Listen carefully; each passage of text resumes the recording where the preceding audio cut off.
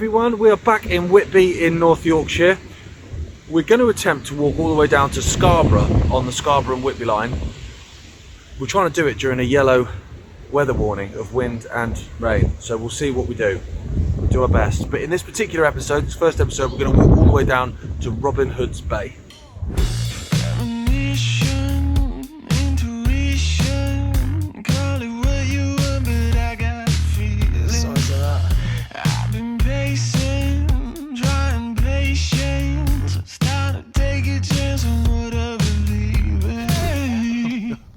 Need to stop me eating like this, and then by the fifth time it's just awkward. You hear that wind? This is just the beginning. We're not even exposed on the cliff top yet. This is Whitby West Cliff station. We started here before, and we followed the Whitby Loftus line up in that direction over those, you know, beautiful kind of, well, I say viaducts. They're not there anymore where the golf course was, but beautiful. We're now going to go in that direction through that bungalow. I'll just show you the station. We've been in here before, but look, it's someone's house and they're probably still in bed at this time. But there you can see there's still a few remains there. So eventually we'll get on something called the Cinder Trail, which is the old track bed that follows the line all the way down to Scarborough. This little bit in Whitby it hasn't started yet, so we're going to have a little look around these housing estates and see what tiny remains we can find of that line here. And if I just put a little map of the line up, you can see the line all the way down there. We're going from north to south, and I'll just highlight that little section that we're going to attempt to do in the first episode down to Robin Hood's Bay. So this is the entrance into what was the goods yard. You can tell from the brickwork there, that's, you know, that's railway related. Look how old they are. Old gateposts, look. Oh geez, they're old. Amazing. Right, Phil's holding back holding back the foliage. There we go. That's protecting it as well, isn't it? Yeah, it is. That's hidden away. But that's the first bridge out of West Cliff Station. Oh mate. Okay, Phil, what's the relevance of this then? Because we're not on the track bed yet, are we? No, we're not. No, but if you look hard enough, you see some clues of what it used to be here. And this path was always been here, and it used to climb up and cross over on a pedestrian footbridge, quite a substantial one, over the line. Obviously it's not there now, but it's a bit of clue to people with a trained eye that, you know what I mean, this was something. Obviously it's a bit of an anticlimax, but let's walk down it and we'll go up to where the track bed used to cross us and see what there is there. Even the bird's struggling in it. Got blown away, look. So here we go. Here's the track, the Cinder Trail, Scarborough and Whitby. Well, Whitby Scarborough in our case. Where will it take you? Well, yeah, well, exactly. Hopefully Scarborough. We might end up in the sea. Here we go, and up onto the track bed. Oh, that is steep. And that is, I guess, why it's called the Cinder Trail. So this line from Scarborough to Whitby was opened in July 1885, and it went in March 1965 with the beaching cuts. But that station that we just had a tiny little look at, West Cliff, that actually went in 1961. So the trains getting down into Whitby town, which is right down on the coast, actually had to do a bit of a strange manoeuvre at Prospect Junction, which we're about to come up to in a bit. So this is Prospect Bridge. If you watched our episode, Is It a Bridge or Is It a Tunnel? We featured this one, didn't we, Phil? I think we decided this was a bridge, didn't we? Just about. It was on the cusp. Because from this distance, you'll be looking at that going, well, it's obviously a bridge, mate. But when you get closer, it does have a kind of tunnely feel about it. And I don't know if that's just because of the sheer height above it, that it kind of, you know, makes the embankment around it seem like somewhat imposing. But it's a bridge, we decided. It's strange why it's double track as well, so it wasn't, was it? No. Odd, they built the double. Maybe Yeah. I thought the line would have prospered. Yeah, well, yeah, maybe. Unfortunately, it didn't. So at this point, the trains coming in from Scarborough would have to get down to Whitby town station because Whitby West Cliff was closed. So they'd come to about here, and then they'd have to go back in that direction and really drop. And there's a really quirky signal box. I'll put up some footage now of a train going through that. Hello, you alright? On arrival at Prospect Hill, the train runs into a 500-yard spur. It was at this stage that strangers were put into a mild sense of panic as to their destination. Seeing the driver and mate walk past added even more consternation. In fact, it was all quite simple, just a change of direction.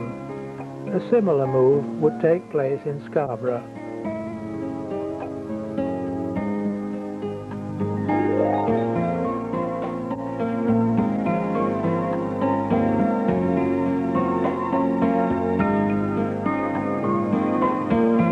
So that ahead, that's Scarborough in that direction.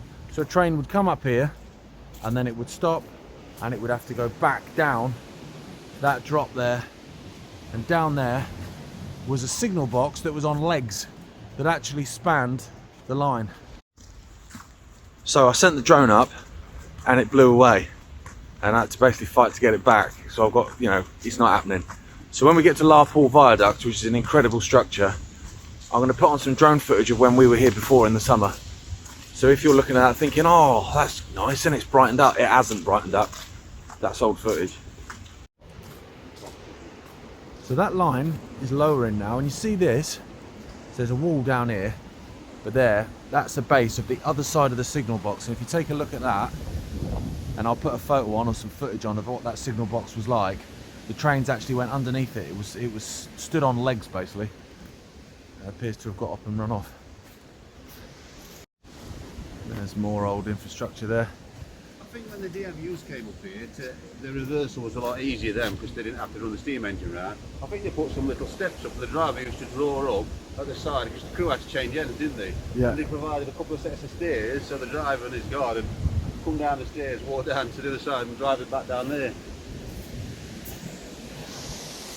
So as I say, this line closed in 1965, but this section we're walking now down to, it's Hawkster, isn't it, the next place? Hawkser. That was left in place till 1970s because they found, or they thought they found, some potash, which I think is used in agriculture, isn't it? Yeah. I think it's like fertiliser.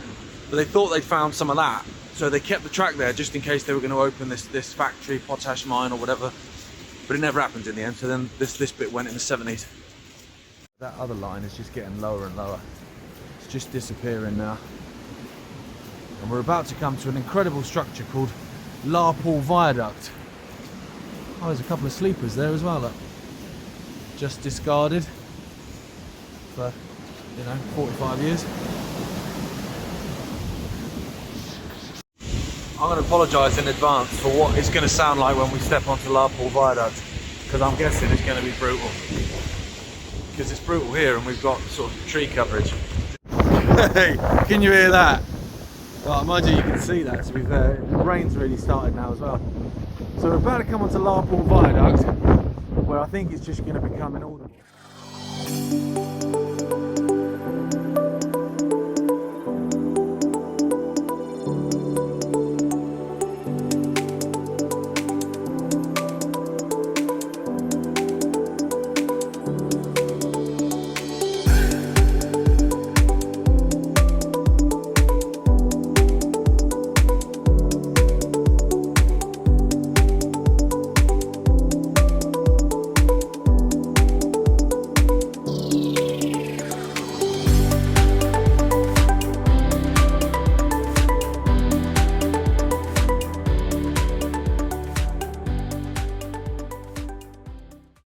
So we're just coming off the viaduct now.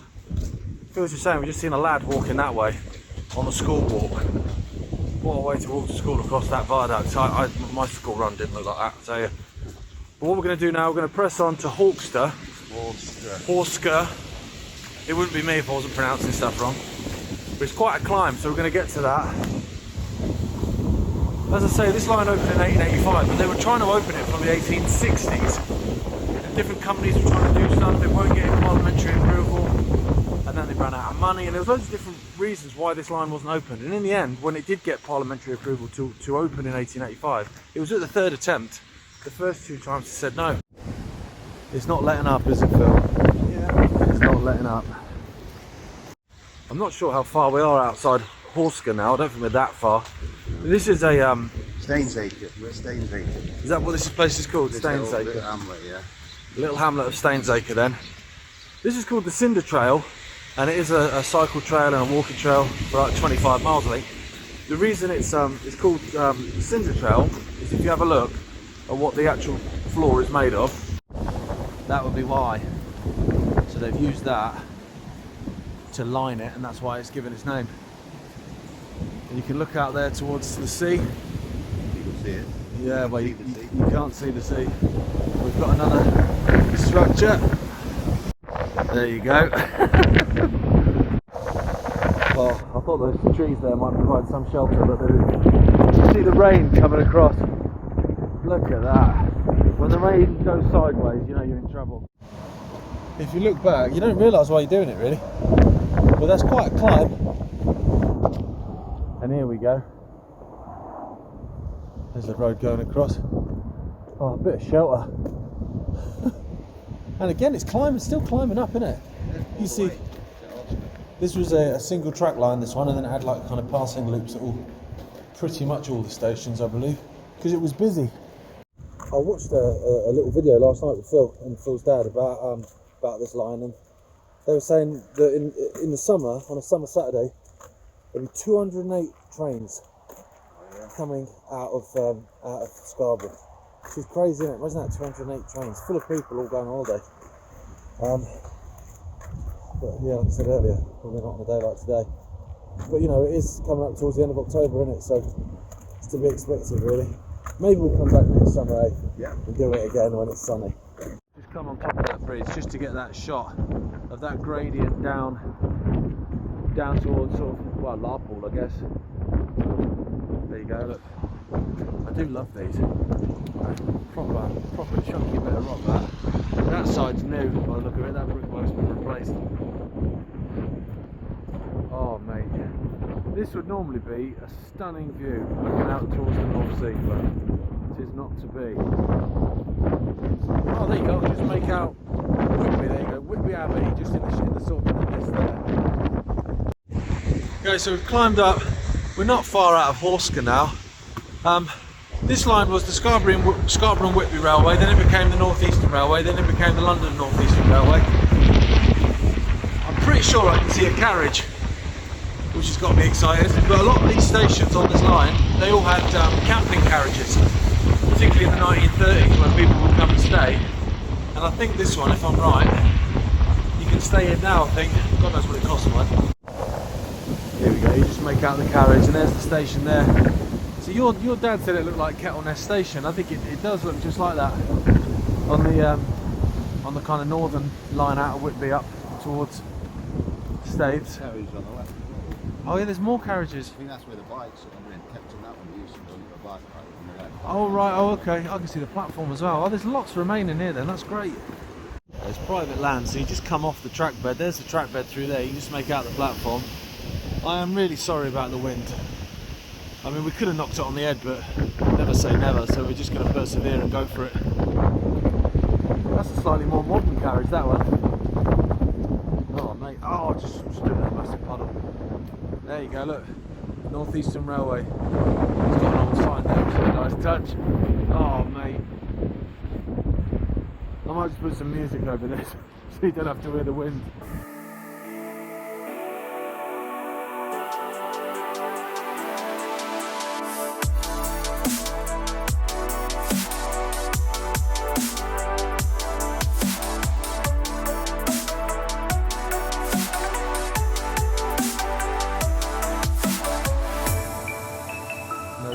A bit of a reprieve there.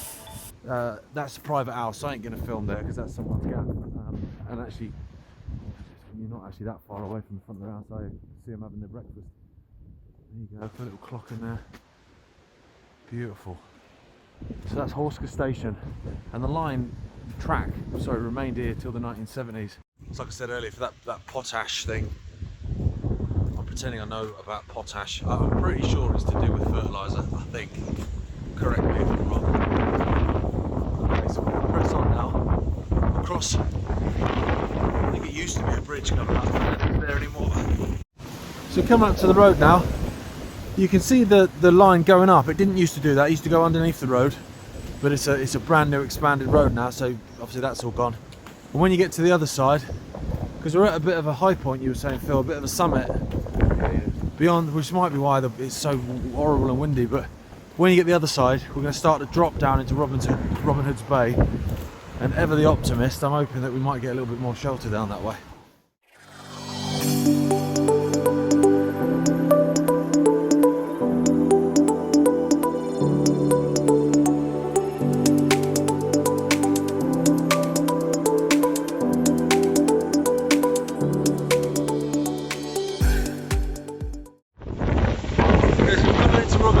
Now, I was wrong about the weather easing up when we get down here. There's a load of completely unusable footage, but never mind. We have to come off the track bed here, and then I think we get on the other side of the road where there was a bridge, but it's not there anymore. I don't think there's any remains of it. And then we're at Robin Hood's Bay Station, which I think there's lots of remains of. And then we can cap this one and move on. But I've checked the weather on my phone. Like I say, ever the optimist, and it's not happening. And in some areas of the country, this yellow warning is now turned to a red, so we'll keep persevering, won't we, Phil? Yeah. So there you go, it ends there and goes into someone's garden, so we'll come off and come round and then join it at the other side.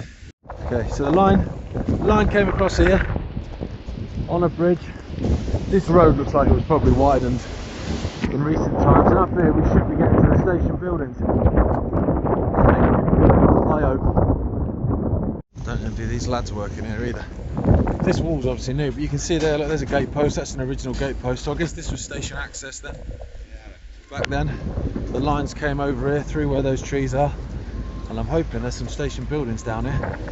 Yeah. This station had sleeper coaches outside of it as well back in the day, and all these stations did. So there's the station buildings. So that's Robin Hood's Bay Station. Look at that. It's beautiful looking, isn't it? The platforms are the other side. Even the bin's given up the ghost, look. The bin has had enough. Okay, so we would be now on the track bed. Bosh. So there's the station. And the railway's going straight through there. Bang. There you go, that would have been a clock then, I'm guessing, like they had at Hawkser. There you go, with the other side. I'm not sure what that was, but it almost looks like a signal box. I know it's not, but it almost looks like that kind of thing. But I'll have to look back at some old footage and see. And then the line goes off through there. I think there's a little bit of yeah, you can just make it out just through here. Just stood in another big puddle. There's a little bit of platform there. You see where that would have been. So just come round into that yard now. Look, there you go. There's some remains there. So that's the end of the first section. I look like I've aged about 20 years in the last 5.5 miles. What we're going to do now is we're going to hopefully try and find a cup of tea, and then we're going to carry on and we're going to walk the rest of the route up towards Ravenscar, which is actually on the top of the cliff, so that could be even more brutal. That's probably the most brutal point of it, isn't it? So we'll try and get that out of the way. Thank you so much for watching. Sorry about the noise, the sound. Like I said earlier, we could have quit, but we're here now in North Yorkshire. You know, Phil's driven us up here, so we may as well do it. We'll see you next time.